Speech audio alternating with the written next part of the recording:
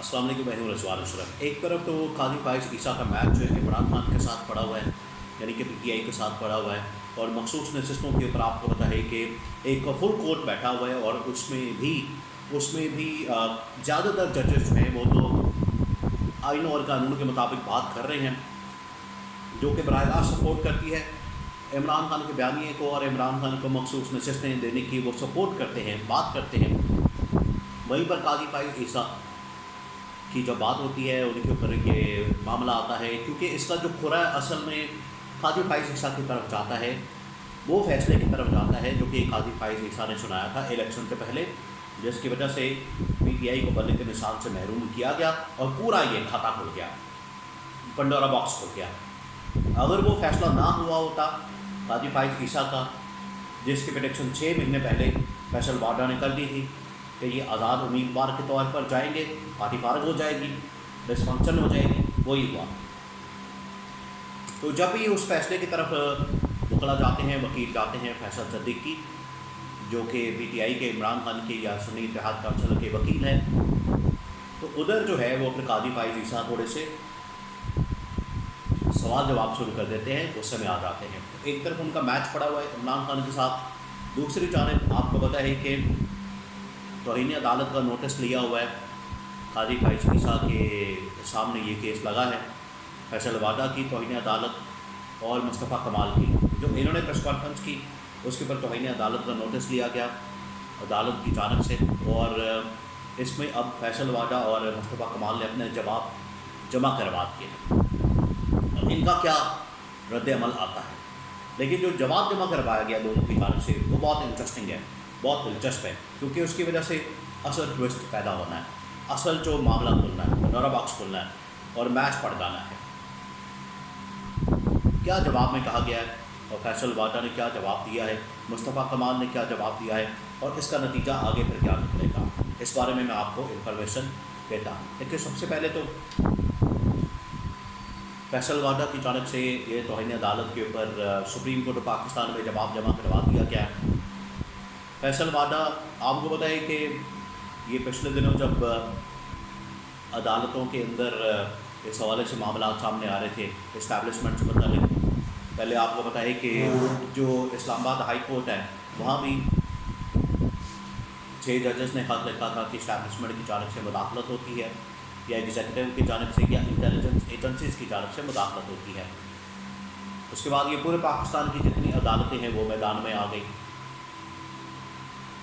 پھر اسلام آباد high court کے 2 اہم ترین بڑے ججز، جسٹس بابر ستار اور جسٹس محسن اختر کیانی، انہوں نے جو ہے اس کے اوپر بات کرنا شروع کی، اس کے اوپر یہ بات کی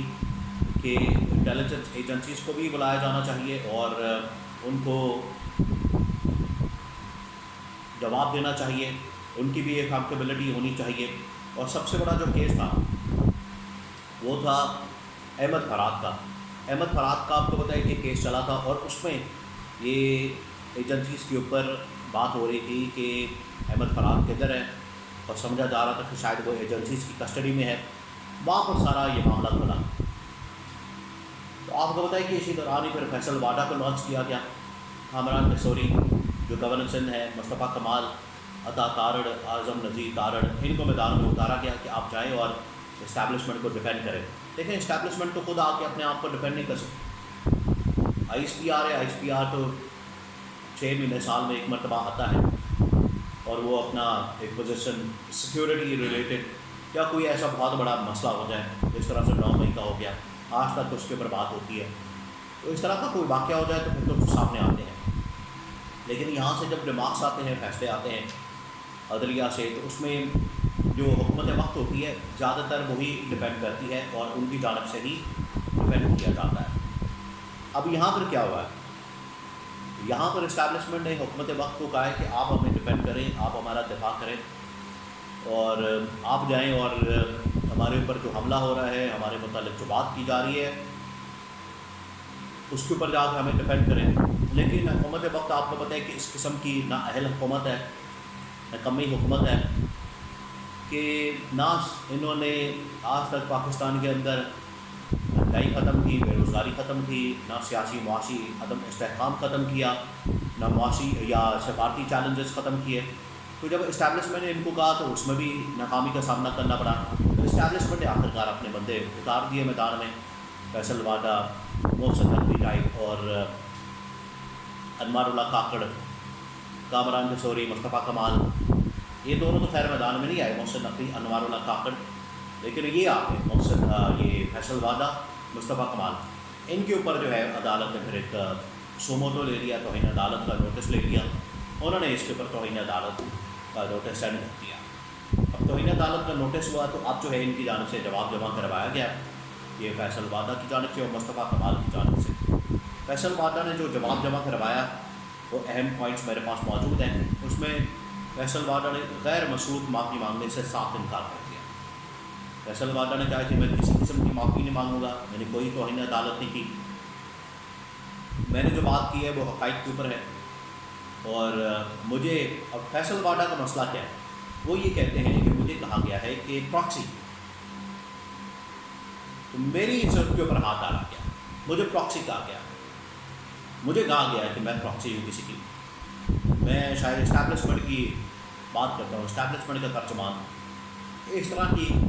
इससे मतलब निकलते हैं इस तरह के। फैसल वाडा कह रहे हैं कि जिस तरह से आपकी इज़्ज़त आपको अजीज़ है, इसी तरह से मुझे अपनी इज़्ज़त अजीज़ है। तो फैसल वाडा ने कहा है मैंने तो हक़ाइक़ की बात की है, मैंने किसी का नाम नहीं लिया, मैंने कोई केस के ऊपर बात नहीं की, इस वजह से मैंने कोई तौहीन अदालत नहीं की। दूसरा जो मुस्तफ़ा कमाल है, उन्होंने तो माफ़ी मांग ली है, उन्होंने कहा कि मैं अपने आप को अदालत के रहमो करम पर छोड़ता हूँ कि अदालत क्या करती है। आपको पता है कि शहबाज शरीफ ने भी इसी तरह की तौहीन अदालत की और उसके ऊपर justice other Manila, justice Jamal बंदोखेल ने फिर रिमार्क्स दिए। अब जो शहबाज शरीफ ने बातें की वो ये थी कि अदलिया के अंदर इस वक्त काली भेड़ें बैठी हुई हैं, काली भेड़ा बैठी हैं। तो फिर अदलिया ने उसका जवाब दिया, अदलिया ने कहा ये काली भेड़ा नहीं है, कालियाँ भेड़ा नहीं ने, काले भूंड ने, काले भूंड हैं हम लोग। ये जस्टिस अदर मनीला के रिमार्क्स थे। तो ये अब एक किस्म का मैच पड़ गया, क्योंकि काजी फाइज ईसा के सामने ये अदालत है तौहीन अदालत का, और इधर से अब जवाब आ गया फैसल वाडा की जानिब से और मुस्तफ़ा कमाल की जानिब से। अब फैसल वाडा ने एक और प्रेडिक्शन की है, वो मैं आपको बताता हूँ। आपको पता है कि जब ये मसला हुआ था, इमरान खान था इलेक्शन से पहले जो इंतकामी कार्रवाई, पकड़ दकड़, क्रैकडाउन पार्टी के ऊपर, पार्टी की तोड़ फोड़ और ये सब कुछ जारी था, इमरान खान के खिलाफ हो रहा था। तो इसमें ये कहा गया फैसल वाडा की जानिब से कि इमरान खान की पार्टी को ख़त्म कर देना है, ये आज़ाद उम्मीदवार के तौर पर जाएंगे, लड़ेंगे और इनकी पार्टी का वजूद नहीं रहेगा। और बिल्कुल वैसे ही बात कि काजी फाइज ईसा की जानिब से जब फैसला दिया गया, जिसमें पार्टी संबल से भी महरूम कर दिया गया और इलेक्शन कमीशन ने कहा कि अब आप तमाम PTI वाले आज़ाद हो गए हैं, इसी वजह से उनको इंडिपेंडेंट कैंडिडेट्स कंसीडर करके तो मुख्तलिफ निशानात, इंतखाबी निशान जो है वो अलॉट कर दिए। आज वो बात हो रही है कि वो PTI किस तरह से ख़त्म हो गई, वो PTI का प्लेटफॉर्म मौजूद था, आज़ाद कैसे लड़ सकते हैं, वो तो आज़ाद नहीं लड़ सकते थे। तो ये उस वक्त फ़ैसला देना चाहिए था, चीफ जस्टिस को क्लियर करना चाहिए था। पार्टी को तो डिसफंक्शन कर रहे हैं वक्ती तौर पर, लेकिन पार्टी का प्लेटफॉर्म मौजूद है और तमाम कैंडिडेट्स पार्टी के प्लेटफॉर्म से लड़ सकते हैं। खैर अब सारा खुरा उधर जाता है। तो जैसे फैसल वाडा ने इनके बारे में प्रेडिक्शन की थी, आज फैसल वाडा ने इस बारे में भी प्रेडिक्शन की है कि ये जो मखसूस नशिस्तों का केस खुला हुआ है, इसमें कोई मखसूस नशिस्तें नहीं मिलनी इमरान खान और PTI को, ऐसे ही लड़ते रहेंगे, ऐसे ही ये केस आगे चलता रहेगा और आखिरकार केस ख़त्म हो जाएगा और इसमें कोई नशिस्त जो है इमरान खान को नहीं मिलेगी, PTI को नहीं मिलेगी। ये फैसल वाडा ने एक और प्रेडिक्शन की है, यानी पहले ही उन्होंने केस का फैसला सुना दिया,